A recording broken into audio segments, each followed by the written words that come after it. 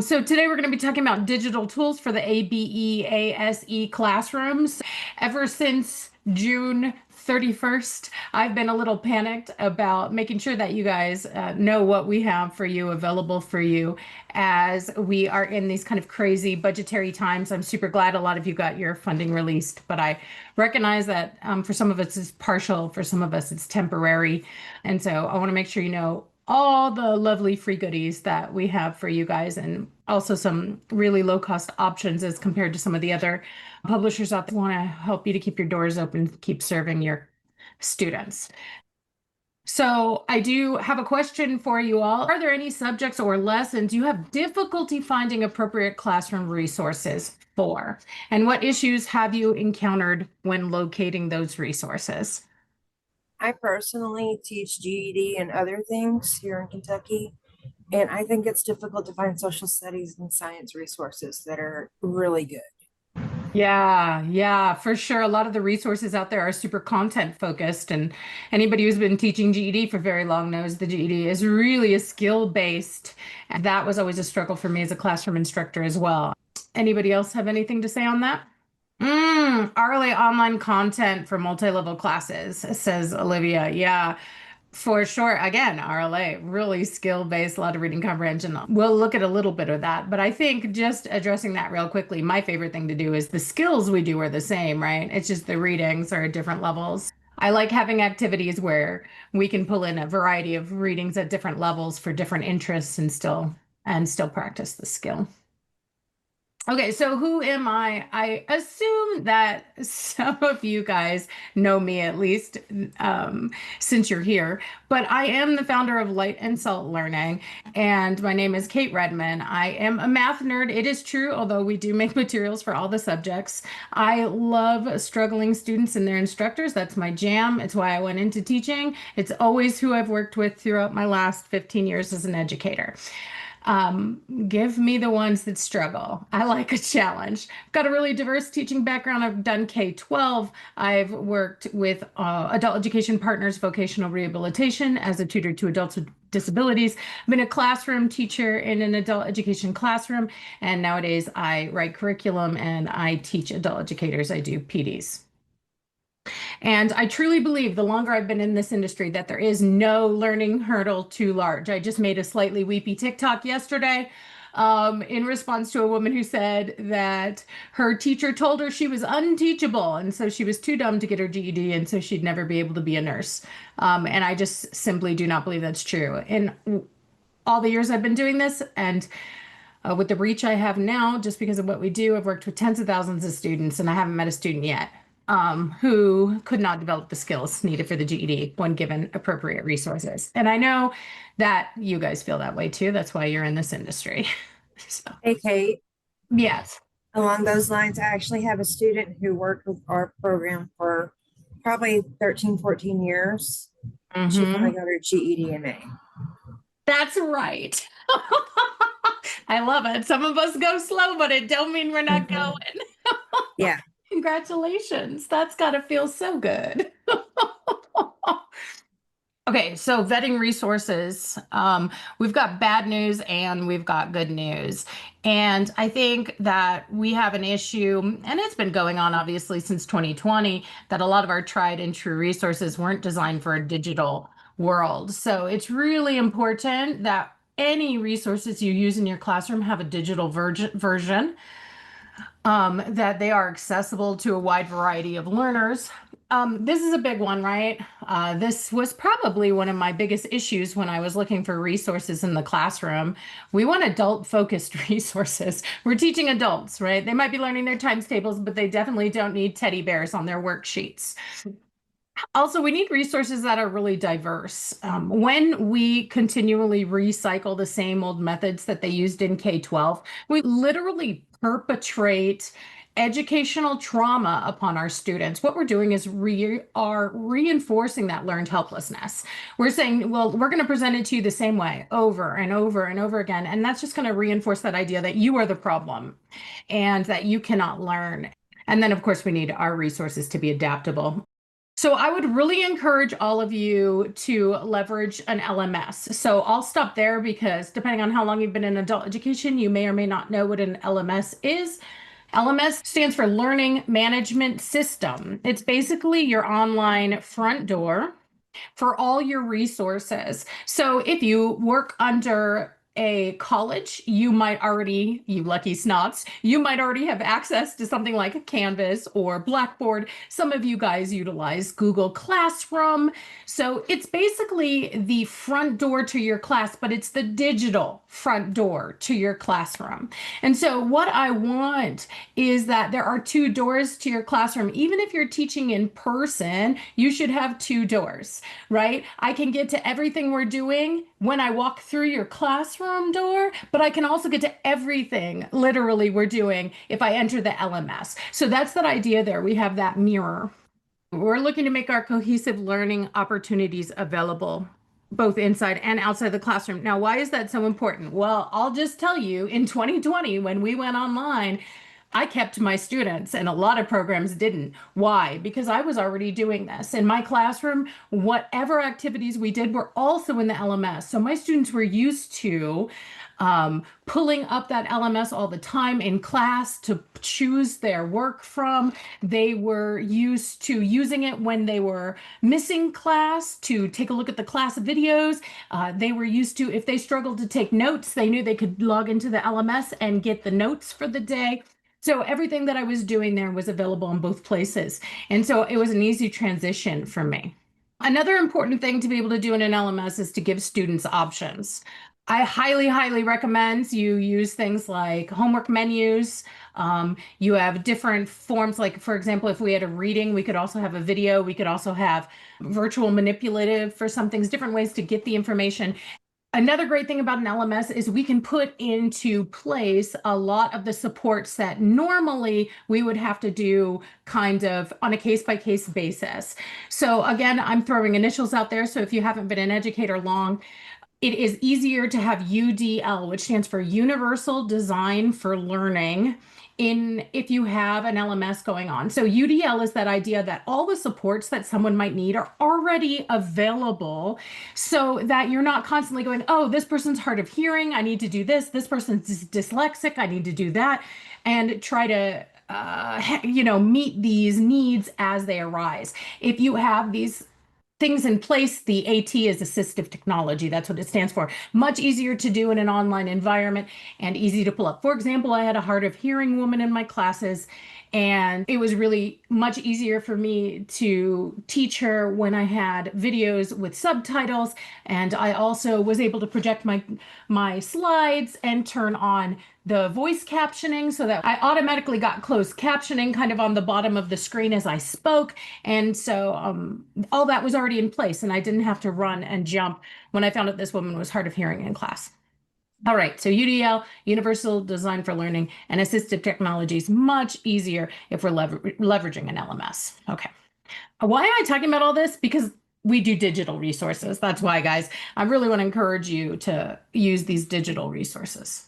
Now, we talked about kind of mixing up the ways that you give your students options. We're going to have them have different ways that they can choose from in order to process information.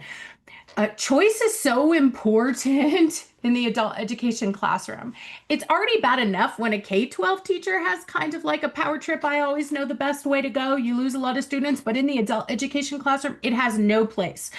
We have got to kind of hand over the reins to our students. And so we're going to talk about how to do that. So when you are looking at information, how students learn, we're really used to doing lectures, readings, and PowerPoints. That's everybody's favorite, right? The lectures, the readings, and the PowerPoints. And guys, I use lectures, readings, and PowerPoints. I don't not have those things. If you look at our resources, and we're going to look at our teacher's toolkit in a little bit, you'll see that I have PowerPoints and I have readings and I have videos of me doing lectures. They're there. But all of those things should be in your LMS to give your students options. And you can, in addition to that, add things like exploratory activities. I love exploratory activities. I literally start every class with some kinds of exploratory activity on the board that's going to activate my students' thinking about what we're going to do that day. So sometimes, a lot of times, it's just like a little question of the day. And I'm just trying to get them puzzling and thinking. Other times it's a do you remember? I want them to link it to something that came before in the semester and maybe it's been a while. And so I'm trying to activate those connections. Other times it's activities or class missions or group activities. Lots of different things that we can do to kind of activate, get ready for that learning that's going to happen in the day. I love, love, love, love video and class recordings. A lot of teachers are like, Kate, I'm not equipped like you are to have videos and class recordings. And I'm like, well, we have over 1,100 of them for you. And if you look at our YouTube channel, we're not the only ones. There's a lot of great content makers out there on YouTube, a lot of wonderful GED channels. So you don't have to remake the wheel. Okay. You can have a video that's up there for whatever topic is going on the day during the day so that students who miss class, students who want to rewatch, it's available for them. Lecture notes and diagrams, super important. This is another one. You'll see we have some guided notes for you. There is an issue that I don't know if all educators realize how prevalent it is about taking notes. A lot of GED students will say to me when I get them one-on-one, do you want me to take notes or do you want me to listen? I'm like, I want you to listen. And so if I need to provide notes or provide guided notes, sometimes I'll have a scribe in a classroom. We can do the recording, whatever I need to do so that they have some option that allows them to focus in and listen, I'm going to do it. Guided research activities are also great.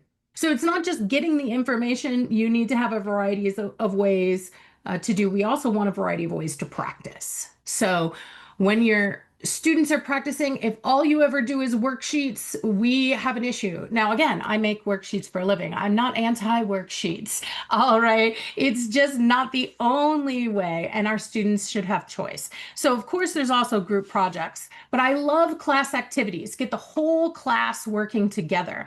And especially depending on who your population is, you'll find that certain cultural groups do way better when the whole class is working together on a mission than if you're pitting people against each other. It's interesting, and it's really cultural, so it may vary from class to class.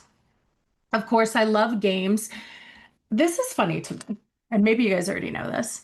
All the research shows that when you are playing games and you are enjoying what you do, you will remember more, you will learn better, you will make more connections. And yet, how often do we do fun games? I mean, besides, okay, we have some kind of little race to do your times tables. But honestly, if we want to get our students engaged, it's not only children who like to play, adults like to play as well. And so there's certainly adult appropriate games that we can do. Okay, if you don't know this phrase, write this one down. Virtual manipulatives. Maybe you guys remember back in K-12 when you would handle like different math blocks or solids, and they were trying to get you to handle and touch physical items that would help you to understand the math. They have what are called virtual manipulatives that allow people to have that same experience online, to play, to handle, to see what will happen. So, great example is the Desmos graphing calculator. They have literally thousands of activities that your students can do. For example, typing in the equation of a line and watching Mario move, or the equation of it's not really Mario, but a Mario knockoff, or the equation of a quadratic and watching what happens on the screen. And so your students who really struggle with that kind of abstract thinking can have this graspable idea. So virtual manipulatives are great. Graphic organizers are another great one. How do we learn? We learn by making connections. And often your students need some support and some scaffolding in order to be able to do that. So graphic organizers can help them to organize their thoughts, organize what they're learning so that they retain it better. Again, hierarchying and organizing information, similar idea. You have a student with memory issues, they should be hierarchying and organizing information all the time.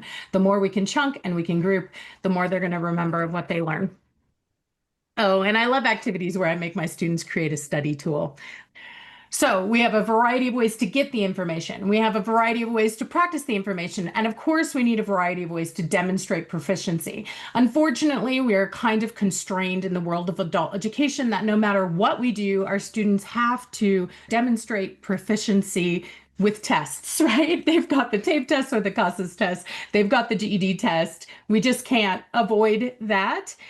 Sometimes we'll throw in presentations, but we need our students to have a lot of wins.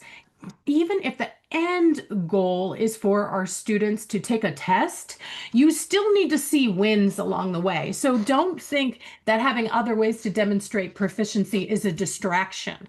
Having those wins will help your students have more confidence as they test. So I love having students teach another student or the class.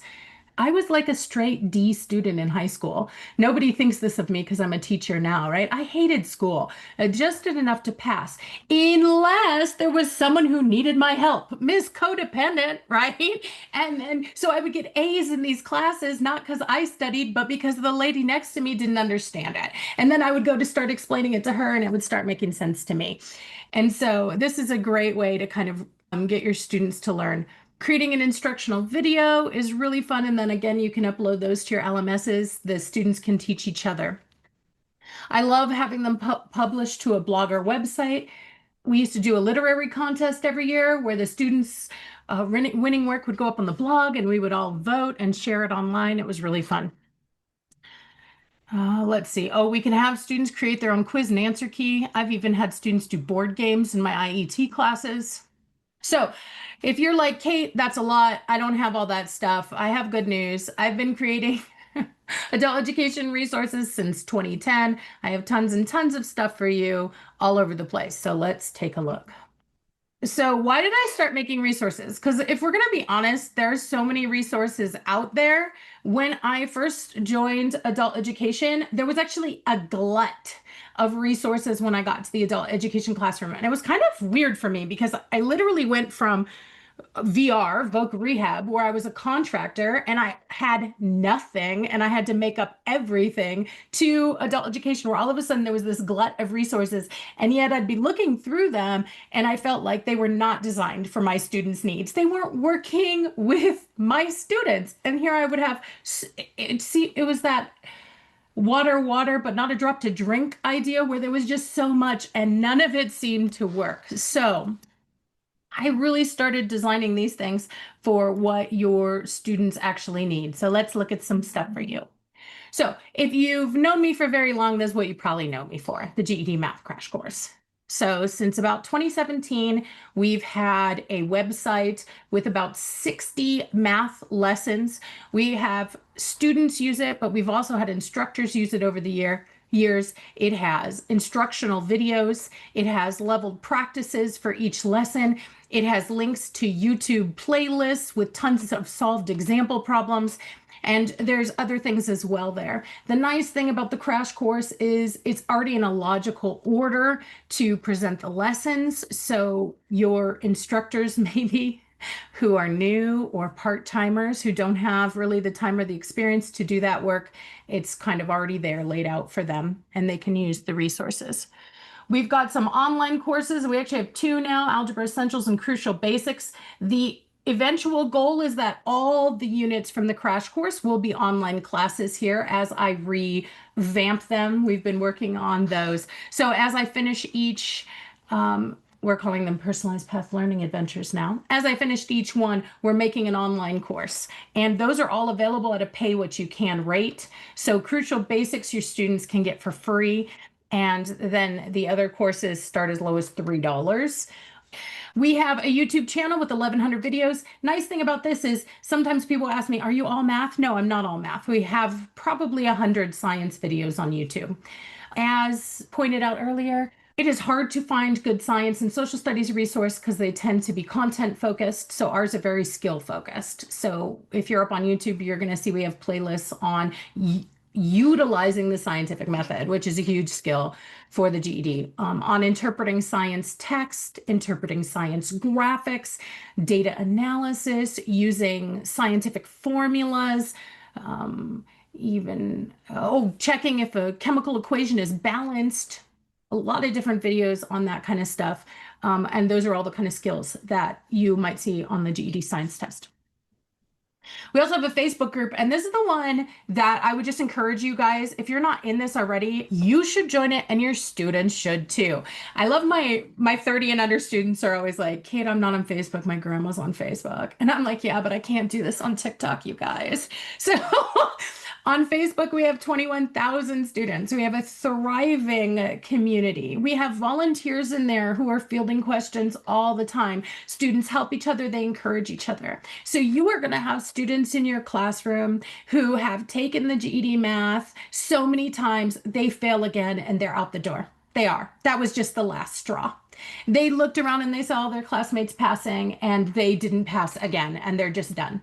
Well, I've got a group of 21,000 students. You know what that means? That no matter what story this student has, somebody in that group has it too. I passed on my 13th try. I passed on my 14th try. I have dyscalculia. I never went to school and so basically started illiterate and I passed. That's powerful. Okay. So it's a nice group to have your students join. We also are on TikTok. I do realize your under 30s are just all up on TikTok. You cannot do decent educational content on TikTok, you guys. So you're not going to find how to do this math skill in 3 minutes and that math skill in 3 minutes because I'm trying to do my students a favor, not reinforce learned helplessness. Okay. So I don't teach quick tips and tricks without them understanding what's going on because I want them to remember and not get mixed up on test day. But that being said, I have tons, I answer questions on TikTok. I have encouraging videos. I have things that you could post on your own social medias. I know some of you guys are supposed to be running social media in addition to teaching, and how much time do you have to make graphics for that? So lots of TikTok is an easy thing to share. I'll slow down a little bit. So one of the things I was talking about was having all these alternatives like virtual manipulatives and games. I have something called the virtual GED textbook. Now, fair warning, I stopped updating this thing in 2020 when I went from the classroom to full time. However, it already had thousands of resources and it was being used by schools across the country. When the stuff hit the fan, can I say it that way? During COVID and people were scrambling for digital resources, I was sharing this one all over the place. So Canvas is one of those LMSs. We were talking about learning management systems. And if you have a college account, great, good for you. But don't worry, you don't have to have an account to access this. There's a free teacher version of Canvas and there's free, your students can get in for free as well. And what the virtual GED textbook is it's literally just a grouping. It's just an organization of every quality adult education resource I found. So some of this stuff is made by me, but there's stuff from all over the place. If I found a decent website with actual resources that were related to the GED, that were well designed, that were for adults, I would just pop it up there and it's organized by subject. And then I have Quizlet classes. I have a ton of stuff on Quizlet. I used to make so much Quizlet stuff. I will warn you though, the Quizlet is one of those freemium services. And recently they paywalled more of their things. So I've really moved away from Quizlet. But if you like Quizlet and you use it, I've got hundreds of sets up there for you guys as well. Let's take a look at some of these things. So here is the GED Math Crash Course. And I will just click on this link, Start Learning. And you're going to see that it's organized by units. We have Crucial GED Basics, Algebra Essentials, Slope, Line, and Functions, Geometry, Data Analysis, and Interpreting Word Problems. Now, these units don't come from nowhere. They come from when I was a classroom teacher. This is a variation. It's meant to be student-facing, you guys. I made this for students who were not enrolled in my classes, but I still wanted them to be able to have a study tool.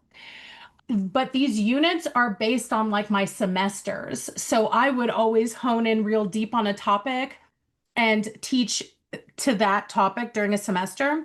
That way my students would have an opportunity at the end of the semester to test out, or they could move on again without repeating lessons. And so you'll see that there's a lot of overlap. And some people tell me, well, don't you need to teach them everything? the way the GED is you have these problems that are really mixed skills. And so I will teach the same problem in different ways. A great example is if you look at the typical GED problem, you might be finding a surface area of a 3D solid using a formula, and the data is presented to you in a table. Okay, and it's a word problem. So right, I would cover those things in almost every unit because we would look at that in algebra essentials when we were doing formulas. We would look at that in geometry in the GED when we were doing surface area. We would look at that in data analysis when we were interpreting tables. And of course, we would look at it in interpreting word problems. So this is not everything your students need to do. These are layering units so that if a student needed to keep coming back, they would still have work to do. They'd be learning new skills, but they'd be attacking the same material from different angles. Lovely. Crucial basics in algebra are the ones now that we have updated that there's also online classes. So if you click on them now, it's going to look like they're gone. It says our algebra course just got even better. There's the 3 versions of it. I'll be showing those to you in a second. But for those of you who are like, I used it, where'd it go? It's still there, okay? Original crash course version of the Algebra Essentials is still there. You still have access to all the old videos and all the old worksheets. I haven't gotten rid of it.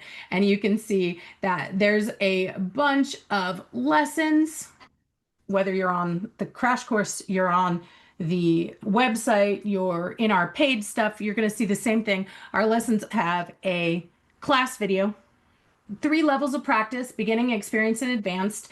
If you get your classes leveled out, lucky you, but I haven't had a level GED class yet. I've had basic pre-literacy level up to 12th grade level in one classroom. How am I going to keep them all? You know, I don't want to teach to the middle and then I have the students who are with me for years without ever passing, or teach to the middle and I'm having them drop like flies when they're in the higher level.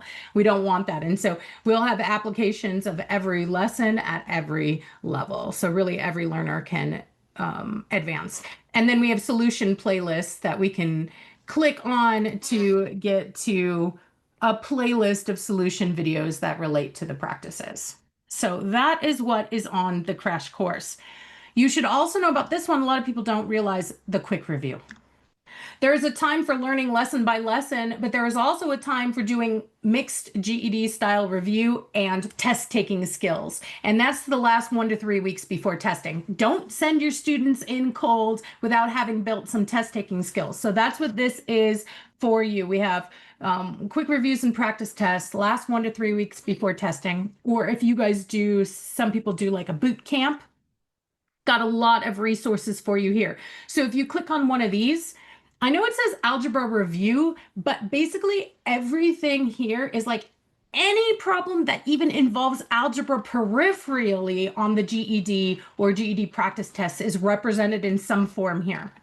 So we have Math 144 Club videos, which really focus on test taking skills. So I'm working through mixed review with my students, trying to tap into what do you already know? And you'll see, like our virtual class videos, that there's students in these videos answering my questions. They're walking me through their thinking. And so we hear a lot of the times from students that they felt like one of the class. They enjoyed it, and they will relate to different people's in the class and the questions they ask. Like, oh my gosh, I'm so glad you had Mason in the class because he asked all the questions I would have thought of. Okay, there's printable review packets that are like 12 pages long. You could literally print those out and use those in your class. There's some scrolling GED style questions in this topic that you could use as little questions of the day with your students, ton of them. And there are the solution videos for those particular problems as well. So lots of goodies for you in the quick review section. So if you didn't know about that, you're welcome.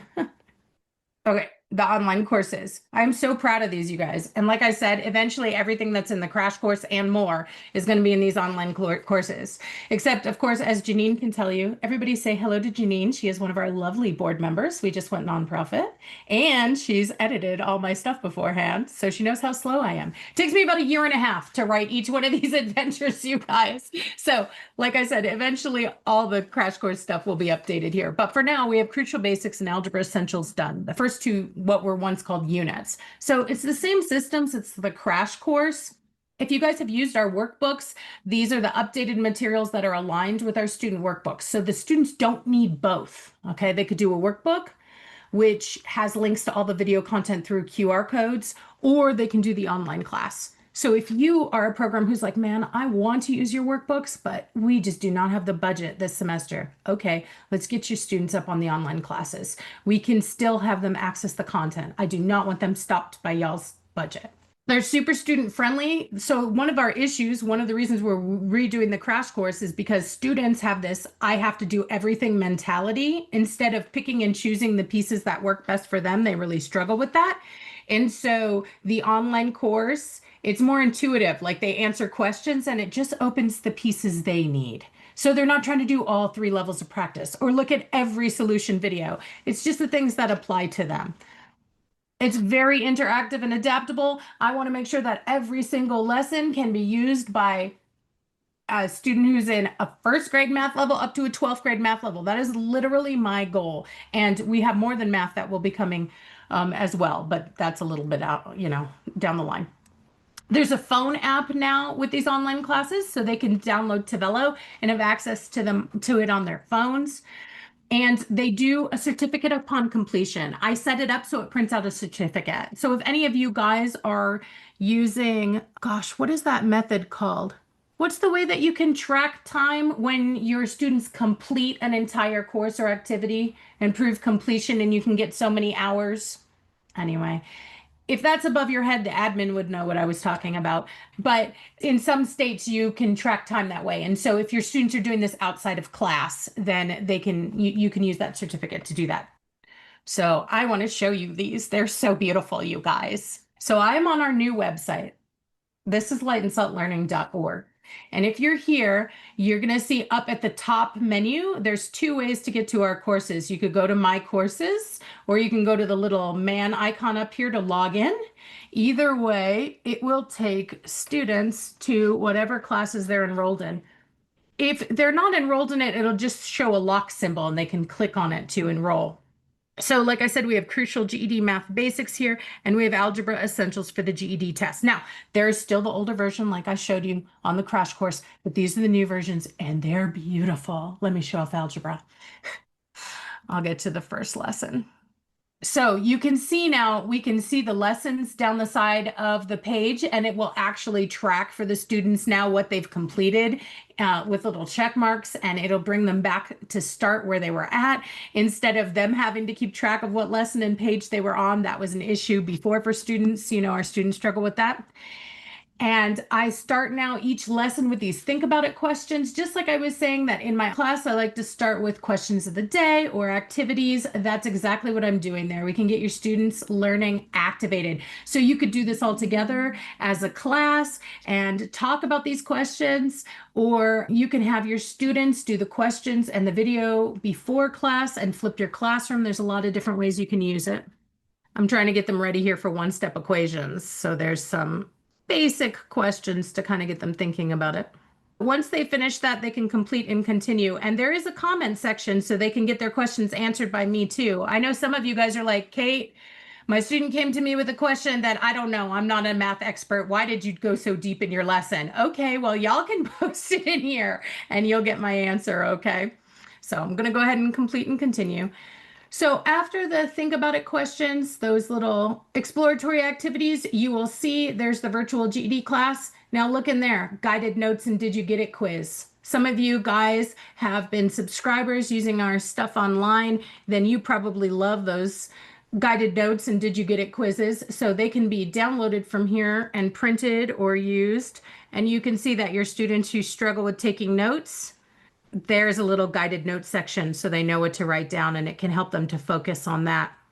And then we have examples, and here in the guided notes, they can see exactly what examples they need to do. So you can see I have examples broken into beginner, experienced, and advanced examples because everybody in your classroom needs to solve one-step equations, but they just don't all need to solve them at the same level, right? A beginner just needs to be working with those basic 4 operations, but you get those students who are advanced. Yeah, they say, I've done this already. I'm like, oh yeah, can you solve p cubed equals 64? Most of them can't.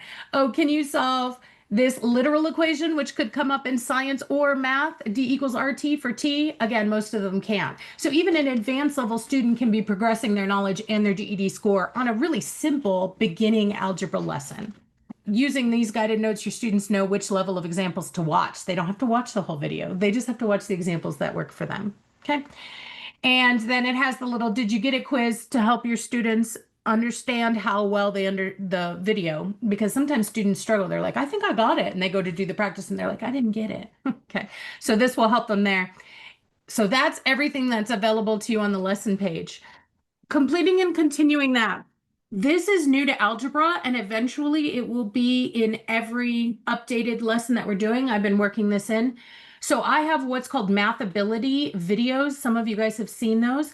They involve the specific tools and strategies that I would use with students who have various learning disabilities.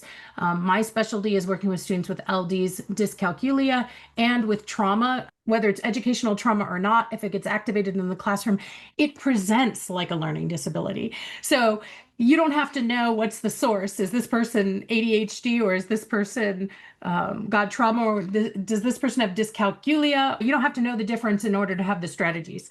And so if you have a student who's like, yeah, I watched that lesson and I'm still confused, usually that's where you spend the majority of your time, right? You go directly to those 4 students and the rest are left to kind of, you hope they have it on their own.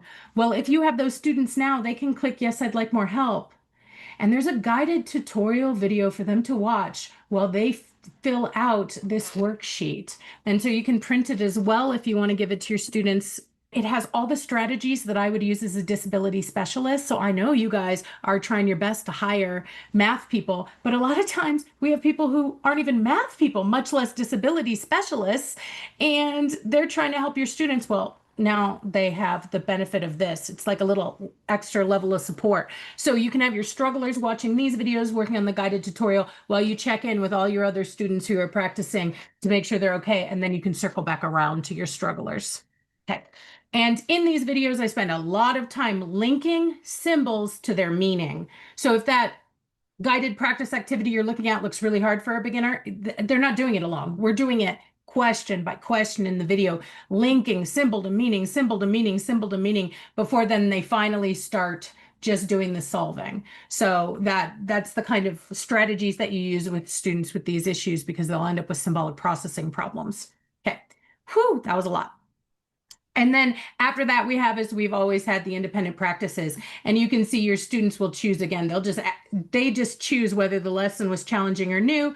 It made sense, they're confident and want some challenge, or they need a lot more challenge. And then once they choose, like, okay, the student says, it made sense, I feel confident. They're just going to get the level of practice, in this case, experienced, and the solution vids that apply to that lesson. And so that's what's in the lesson. And in these new updated versions, I'm so excited. And there's lots of reviews, okay? Mixed practices, things that we haven't had yet available in the crash course are available here. So the online classes are super cool. So done with the online classes. I won't spend much time here, but we do have that Light and Salt YouTube channel, like I was talking about, 1,100 videos. If you're an instructor, you know what you're looking for. I would never send my students straight here. I would be curating, because your students will just binge watch 1,100 videos in any order, and they don't know the best order to learn in. They'll be struggling. So certainly it's a good thing for them to be able to find other videos if they want. I'm not saying don't share it with them, but I would use the organized version or a curated LMS like we were talking about, and pull the videos from there. But I did want to tell you about this one video, because people will ask all the time about the extended response. So I do have that up on the YouTube channel. It's our one RLA video. Since the main skills on social studies and language arts are reading, I don't make a lot of video content for them. But man, if you've been teaching GED very long, you know most students get a 0 on the writing, even the ones who do it. Right? We've gotten a little better since some instructors have been figuring it out over the last, it's been 10 years now. We've had the new test, 11, how to teach to this particular essay type, but a lot of them still get 0s. So This video is basically how to get a few points and hack the system so you always get something on the RLA. And it's a great starting point. I call it the bones of the RLA essay.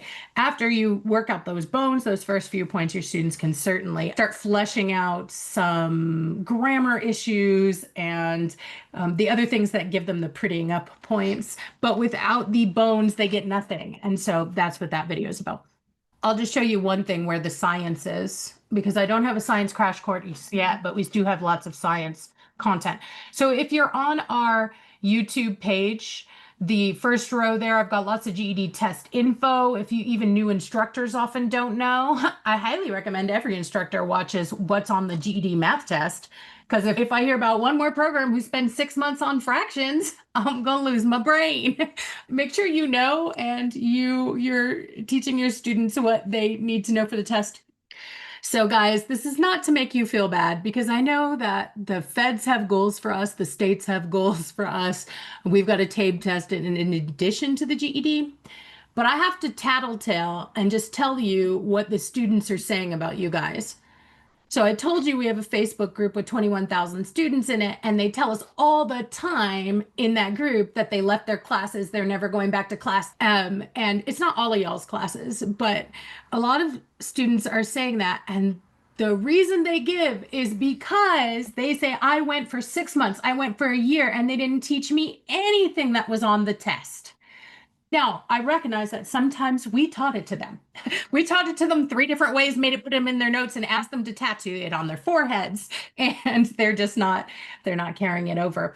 But literally, there are programs that spend so much time on things that are of so little importance. So make sure you do know. But what I wanted to show you was the third row down. The third row down has my GED science playlists. So whether or not you even use my playlist, that's a great kind of a starting point of what skills are most important to science. Well, using the scientific method, mean, median, mode, range, using science formulas, balancing chemical equations, and there's some others there if you use the little arrow. Already told you about the Facebook group. Just join it, have your students join it. I mean, seriously, it's such a great environment. So we have all that support in the active community. Oh, the group guides. If I have content that I haven't shared yet publicly, like I don't have a GED math, science crash course or social studies or language arts crash course, but we do have help for it and free resources. Where is that? It's in our Facebook group guides. So you go to Facebook, go to the guides, and there's links to a ton of stuff. There's information all over the place in there about how to pass those tests. So that's useful goodies in Facebook as well. I'm not going to show you around Facebook. We are running out of time. I want you around TikTok either. But I am on TikTok. I did give in. Of course, I just scream when I see the For You page. I freak out. I don't want to be on there. I just go to where I can make my own content. But it really is popular with the younger crowd. They really are not on Facebook. They want those 3-minute sound bites. And even though I can't teach them too much in 3 minutes, I can direct them and advise them, and you can too. If they're going to be binging something on TikTok, it might as well be how to get their GED. Okay, I told you I did have those Quizlet digital flashcards. I have dozens of classes on there, hundreds of flashcard sets.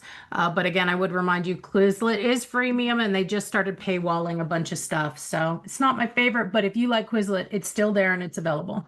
I just want to tell you really quickly about the Teacher's Toolkit. So I said everything I've showed you up until now has been free resources or can be gotten for free.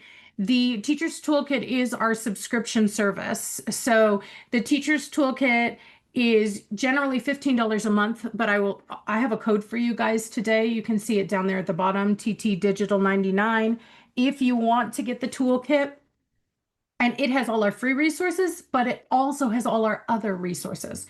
So I'm at over 3,000 right now between videos and games and worksheets and slideshows. And I mean, so much stuff for you in that toolkit. I just want to show you what it looks like. So this is the Teacher's Toolkit. So what it is it's a digital resource library. It is housed in Google Drive. And so basically what I did was I just started sharing my personal files to my patrons back when it was just me doing this and getting supported as a creator. And then so many schools wanted to purchase it and couldn't purchase it through Patreon that we actually started selling subscriptions to it.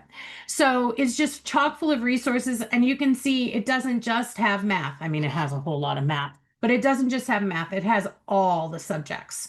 So I'm going to click in science since it's the next richest. We have a lot of science stuff, but you can see that I have it organized here by different skills. Again, I'm going to go into science lessons.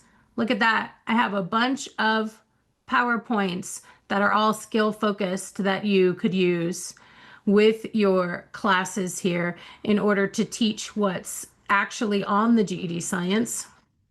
And then let's go to the scientific method. I have worksheets, I have videos, I have some goodies there in science as well. So anyway, the point being, it's not just math in the toolkit, but everything you've seen so far, whether it was on the crash course, whether it was in the online courses, they're all available here too. So a teacher could literally just organize their semesters that way. So I'll go back to the teacher's toolkit. I'm going to go to math. There's those units. If you were teaching algebra, there's those lessons like we saw in the class. So you can just, you don't have to go lesson by lesson trying to print things out of the online course.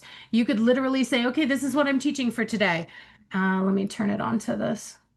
There's the class video. I'm going to flip my class. You say, oh no, I don't want the class video. I'd rather teach it myself. Okay, there's the slideshow. You can teach it yourself.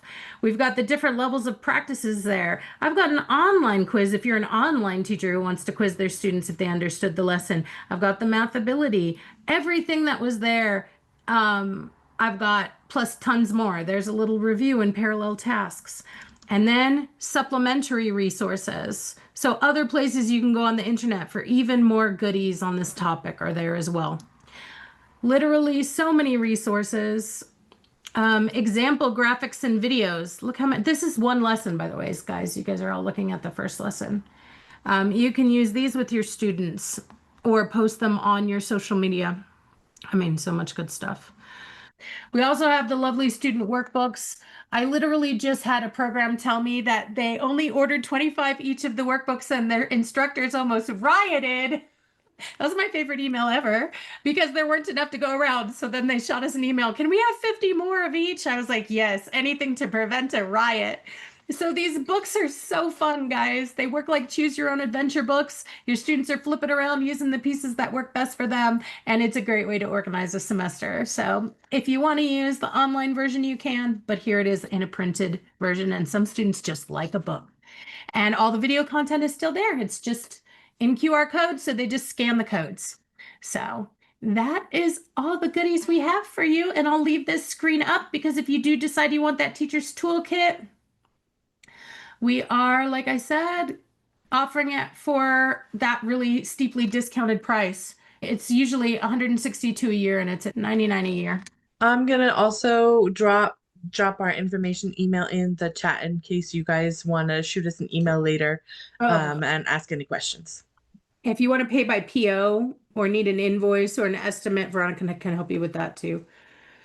Okay. I actually am here because I bought a lot of the products myself to use in my GED classroom, and I want to get like the quick training model. And I intend to bring this to my program director to say we got to get this. Nice. So, Honestly, that's usually how people find out about our stuff. It moves up. The students tell the teachers, or else the teachers desperately Google, and then they tell their admin, and then sometimes the admin even tells the state, like in Georgia. Okay. Well, Veronica dropped that email, info at Light and Salt Learning. You can also always email me. It's just Kate at Light and Salt Learning if you have any questions for me. And otherwise, I so appreciate you guys. It's been lovely.